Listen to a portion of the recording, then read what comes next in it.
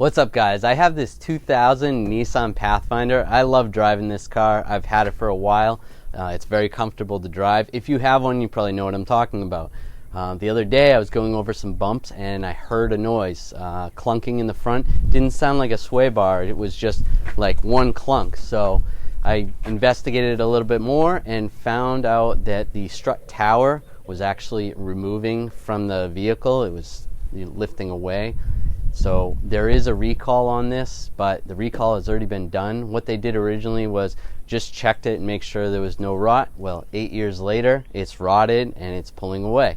So I thought the car was junk, but I did a little more research and found this plate that they actually make for the recall. This is an updated part of that recall, so I'm actually going to install it. I'm going to show you how I did it.